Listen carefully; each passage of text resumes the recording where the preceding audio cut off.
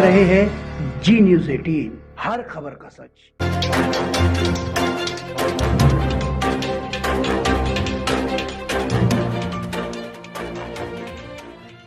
बोलो। चले रोल गुरु जी कहाँ से शुरू करें? अवार्ड कोरोना गया नहीं कि आपका अवार्ड शुरू हो गया? क्या कुछ कहना चाहेंगे आज?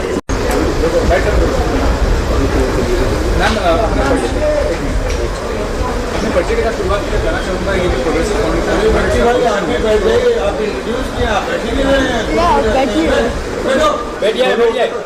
इसे राकेश पांडे जी ने ऑर्गेनाइज किया, आपको सम्मानित करने का इस बारे में मुझे बहुत ही अच्छा लगा और ये मेरे लिए बहुत ही गर्व की बात है कि मुझे इतना बड़ा सम्मानित किया गया।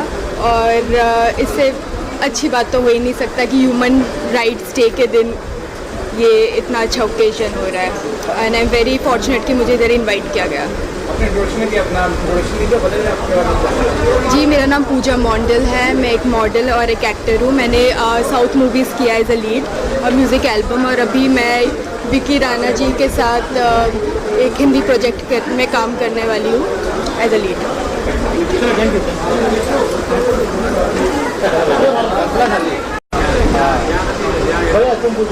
सर, परिचय का शुरुआत कीजिए अपना। जानना चाहूँगा जो ह्यूमन राइट्स का जो फंक्शन है, इसके प्रेसिडेंट राकेश पांडे, कितनी अच्छी पहल है, काफ़ी लोगों को सम्मानित किया, खासकर जो कोरोना में अपना सहयोग दिया, उसको क्या कहना इस बारे में? आज जो इन्होंने जो फंक्शन जो किया है वो सचमुच लाजवाब फंक्शन है, क्योंकि हर कोरोना में हर लोगों ने अच्छे प्रोग्राम किए हैं, लेकिन सबसे बेटर जो प्रोग्राम राकेश जी पांडे ने किया है, इसमें से कोरोना में वो प्रोग्राम भी लिया है, सोशल लाइफ भी उन्होंने सोचा है, और उसके बाद में उन्होंने कोरोना के बारे में आदमी ने क्या सोचना चाहिए, कैसा रहना चाहिए, और उसके बारे में प्रिकॉशन क्या लेनी चाहिए, ये पूरा ऐसा जैसा कि एक तरफ से मिक्सिंग करके उन्होंने अच्छा तरफ से प्रोग्राम बना दिया है।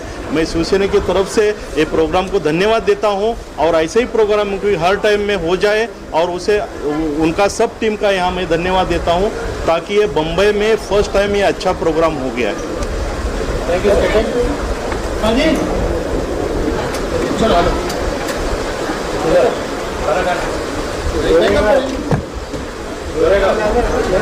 भैया तो खाना नहीं खाओगे? ये इनको ले लीजिए।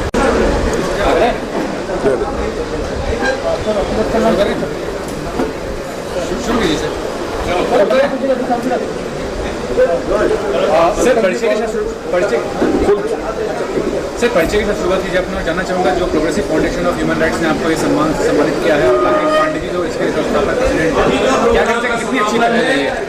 मैं पिछले 3 सालों से यही कंट्री क्लब में आ रहा हूँ, और मैं देख रहा हूँ कि इनके राकेश पांडे जी है, उनके भाई मुकेश पांडे जी है, लालजी यादव जी है जो कोऑर्डिनेटर है प्रोग्रेसिव फाउंडेशन के, तो बहुत अच्छा कार्यक्रम ये करते हैं ह्यूमन राइट्स के लिए। और मैं लालजी यादव से भी रिपोर्ट मिलती है हमें कि भाई कि प्रोग्रेसिव फाउंडेशन जो है अच्छा कार्य कर रहा है, लोगों की मदद कार्य कर रहा है, तो सुनकर हमें भी बड़ा गर्व होता है कि इस तरह का फाउंडेशन जो मानवता के लिए कार्य कर रही है, तो एक बहुत अच्छा सराहनीय कार्य है। और इस कार्य का जो इधर हर दिसंबर की 10 तारीख को जो कार्य प्रोग्राम होता है, और उसके मार्फत भी हमें पता चलता है कि प्रोग्रेसिव फाउंडेशन जो है कितना अच्छा जन कल्याण के लिए कार्य कर रहा है। और इसमें जुड़े मैंने देखा है कि हर तरह के लोग जुड़े हैं इसमें, फिल्म से जुड़े हुए हैं, एडवोकेट लोग हैं, सामाजिक लोग हैं, ऐसे बहुत से लोगों को जोड़कर बनाया हुआ एक संगठन है जो आज इस भारत देश में काम कर रहा है। और कोविड के इसमें भी उन्होंने बहुत अच्छा काम किया है, तो मेरे तो उनके लिए एक बहुत बधाई के पात्र है राकेश जी, लालजी यादव जी, कि ऐसे ही कार्य करते रहे, और गरीबों का जो कमी रहती है वो उनके लिए एक सदा कार्य करते रहे, और इनका नाम हिंदुस्तान में बाहर गांव में भी जाके बहुत अच्छा रोशन करें।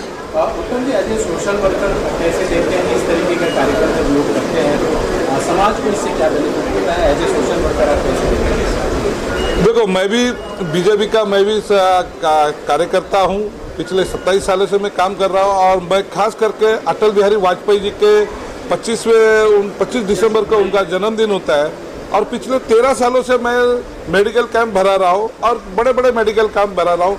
हर एक जगह पे मैं कैंप लेता हूँ और लोगों के लिए इसके अंदर जो सुविधा हो सके, हार्ट ऑपरेशन हो, मोतीबिंद ऑपरेशन हो, या सर के जो बोलते हैं ना, बहुत सारे मेंदू का ऑपरेशन हो, ये सारे हम लोग जो है ऑपरेशन के और लोगों के जैसे पेशेंट हमारे पास आते हैं और उस पेशेंट का हम अनेक माध्यमों के द्वारा हॉस्पिटल्स में उनका इलाज कराते हैं। हम सोशल वर्क इसी में कर रहे हैं और प्रोग्रेसिव फाउंडेशन भी इस तरह का कार्य कर रहा है। तो दोनों का फील्ड एक ही है, फर्क मकसद एक ही है कि जनता तक सेवा पहुंचनी चाहिए, लोगों के काम होने चाहिए, गरीबों की सेवा होनी चाहिए और इससे अपने को ईश्वर की जो है बहुत सारी प्राप्ति होगी, उसमें अपने लोगों का नाम रोशन होगा।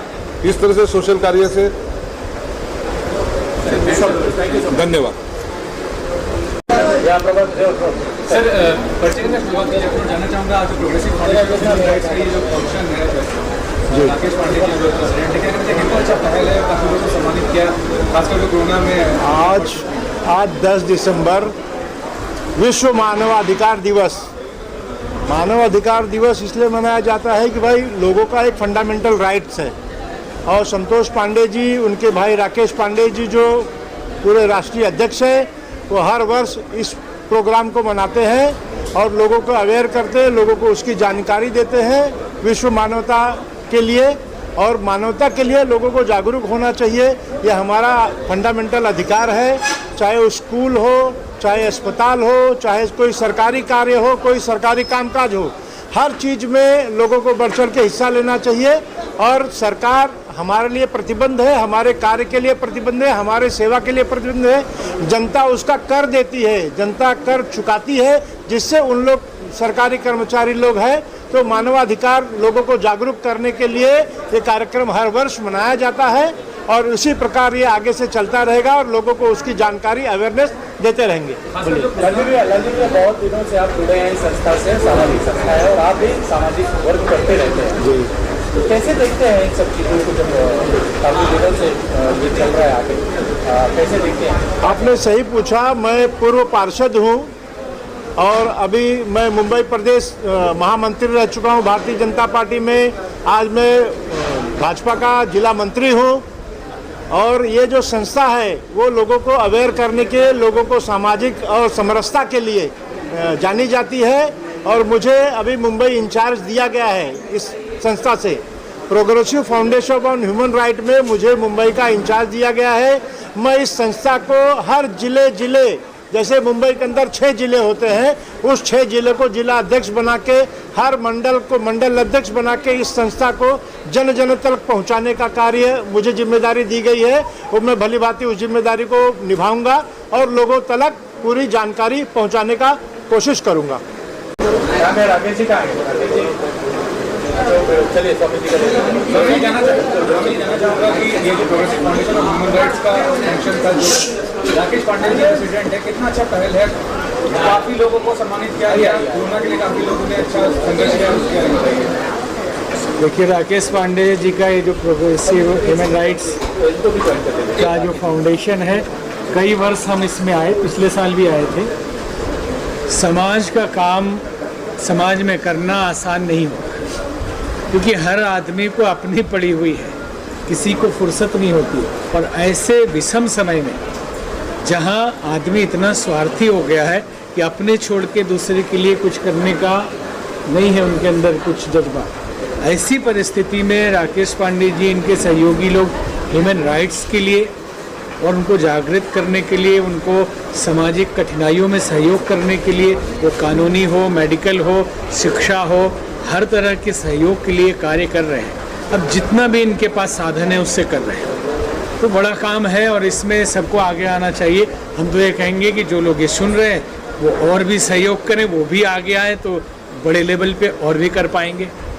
राकेश जी, आप क्या कहना चाहेंगे इस ओवरऑल पूरे कार्यक्रम को लेकर?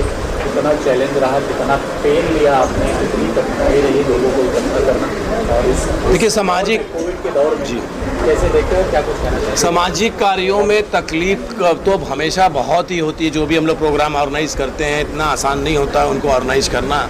और पिछले 10-15 सालों से हम लोग ये लगातार, यहाँ ही नहीं, मुंबई ही नहीं, भारत के तमाम हिस्सों में, दिल्ली हो, पंजाब हो, लखनऊ हो, इवन तक कि हैदराबाद हो, कोई सी भी जगह ऐसी नहीं जहां हम लोग इस तरह के प्रोग्राम्स नहीं करते। फिलहाल मैं आज इस प्रोग्राम के बारे में जो आपने पूछा कि कितनी डिफ़िकल्टीज़ हुई, वाकई बहुत डिफ़िकल्टी हुई। इसके अंदर बहुत सारे और भी अतिथि थे जो नहीं आ पाए क्योंकि 24 घंटा पहले इसके अंदर रिपोर्ट करानी पड़ती है महाराष्ट्र में आने के लिए। मैं कहता हूँ सरकार को इसको कुछ आसान करना चाहिए, किसी को इमरजेंसी होगी तो पहुँच नहीं पाएगा। और दूसरा, मैं सरकार को ये भी अपील करना चाहूँगा कि जब यहाँ कोई पहुँचता है तो उसका 1400 रुपीज़ उसका टैक्स का भी लगता है। तो मैं ऑफकोर्स ये समझ सकता हूँ कि महाराष्ट्र में हम भी आए, टेस्ट करा के आए हैं। आई लव महाराष्ट्र, और महाराष्ट्र ने यहाँ के स्वतंत्रता सेनानी दिए। यहाँ पर महाराष्ट्र जो है देश में हमेशा आगे रहा इस देश को बचाने के लिए, और महाराष्ट्र को बचाने के लिए आज पूरा देश टेस्ट कराए, बहुत अच्छी बात है। लेकिन इसको कुछ ईजी किया जाए, कुछ सरल किया जाए और इकोनॉमिकल किया जाए। अगर सरकार के पास आज धन नहीं तो जनता भी एकदम निर्धन हो चुकी है। और दूसरा, इसके माध्यम से एक और आवाज़ हमने अपने प्रोग्राम के द्वारा कोई ऐसी सीरियस ढंग से बात नहीं उठाई है। जिन लोगों ने प्रोग्राम देखा, हमने बहुत ही इजीली ढंग से, चाहे सुनील पाल जी हो चाहे स्वामी जी हो, हमने बहुत लाइट ढंग से एक बात रखी है इसके अंदर कि कोरोना है, कोरोना से लड़ना है, कोरोना बीमारी से लोग मरते हैं, लेकिन उसको उतना ही सीरियस लेना चाहिए। मरीज के साथ स्वामी जी ने जैसा आज खास तौर पर बहुत ही अच्छी बात उन्होंने की, दिल छू लेने वाली बात की कि मरीज के साथ जो व्यवहार अंदर होता है, उसको जो खाना नहीं मिल पाता, चीज़ें नहीं मिल पाती और दूसरे कोई कॉम्प्लिकेशन होते हैं, उससे इसके अंदर डेथ हो जा रही है। तो हमको उनके साथ विनम्रता से बात करनी चाहिए, उनका देखभाल सही करना चाहिए। इस तरह का बहुत बड़ा निराकरण हुआ और इसके अंदर सब वक्ताओं ने जो बात बोली, हम एक रिजल्ट लेके यहाँ से ज़रूर जा रहे हैं कि 100% हम कोरोना से, जितने लोग इस वक्त जो है कोरोना के डर में हैं या भय में हैं, हम उनको संदेश दे रहे हैं कि इस चीज़ को उतना ही समझो, इसके साथ जो नियम है भले पालन करो, लेकिन डरो मत। फाइट अगेंस्ट दिस कोविड-19।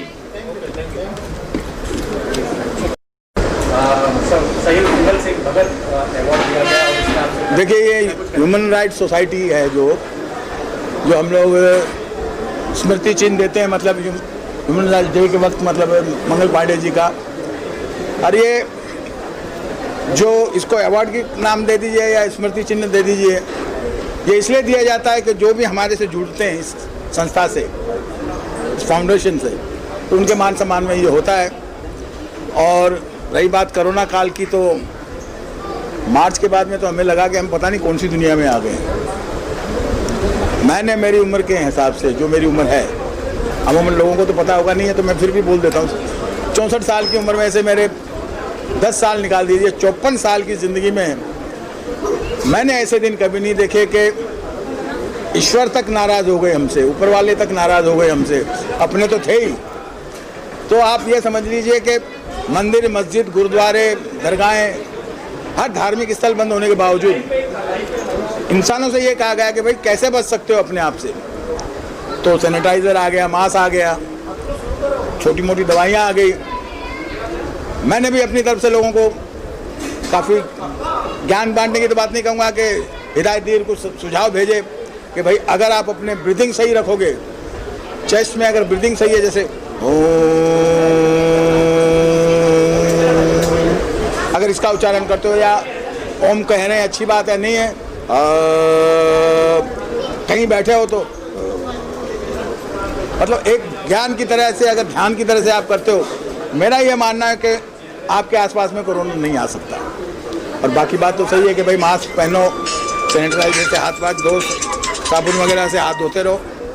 तो कहने का मतलब यही है कि ऐसे माहौल में भी हम लोगों ने कोशिश की कि भाई जो ये 10 तारीख जो है, 10 दिसंबर जो ह्यूमन राइट्स डे का जो फाउंडेशन का, तो ये हम लोगों ने मतलब मनाया नहीं है कि सब लोग हमको भूल नहीं जाए, तो सभी लोगों को एकत्रित किया।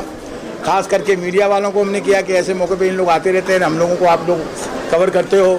हम आप लोगों का भी बहुत बहुत शुक्रगुजार हैं कि ऐसे वक्त में आप लोग आके हमारी बातों को, हमारे ख्यालों को पब्लिक तक पहुंचाते हो।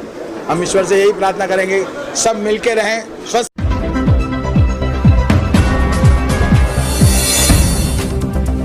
यदि आपके शहर में आसपास कोई घटना दुर्घटना या किसी तरह की खबर है तो जी न्यूज़ 18 पर वीडियो सहित पूरी और हमारे जी न्यूज़ 18 को सब्सक्राइब करना ना भूलें।